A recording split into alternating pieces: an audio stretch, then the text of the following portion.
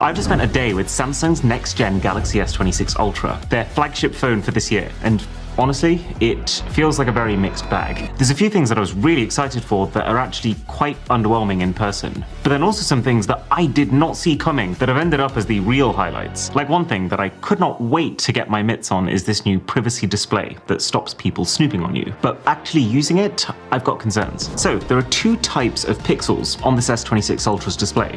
Normal pixels that shine widely. This is why you can still read the screen from almost any angle. But then, mixed into that are new narrow pixels, which basically focus their light directly outwards in a straight line instead of shining in a wide cone. Which means if we pull down quick settings and tap privacy display, this lets us turn off our normal wide firing pixels, leaving only the narrow ones on, turning this into a display that's only readable when you're looking at it head on. And what makes this different from just sticking on one of those privacy glass screen protectors is you can then select exactly what this privacy effect is applied to. You could decide, for example, that you only want to turn it on when you enter your messaging apps like WhatsApp. And it does work. Privacy mode kicks in fast. You can make it activate just when you're entering passwords or pins. And because it's being controlled on an individual pixel level, you can even have this privacy only apply to sections of the screen. Like if you just wanted to hide the notifications that pop up when people message you. So this is useful, right? This almost feels a little bit like magic when you're seeing it for the first time.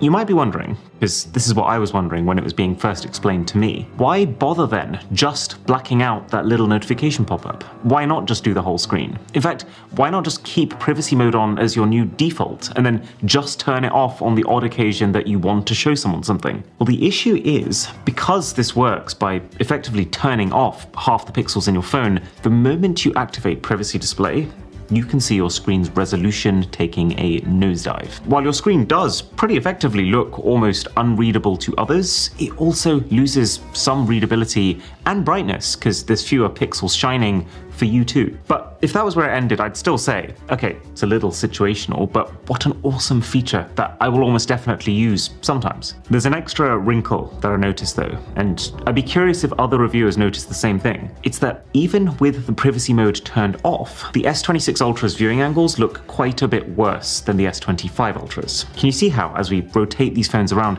you get this pretty nasty blue tint on the new device, and the brightness falls off a lot faster? It's a little early to say for sure, but it makes sense that the phone would be like this. Because if half the pixels are now designed mostly just to fire light directly forward, then you're not really seeing those pixels anymore. As you start to rotate the phone, you're only seeing the remaining wide pixels. So I need more time to test this before concluding, but I'm just not convinced that privacy display is a net positive for everyone in its current state.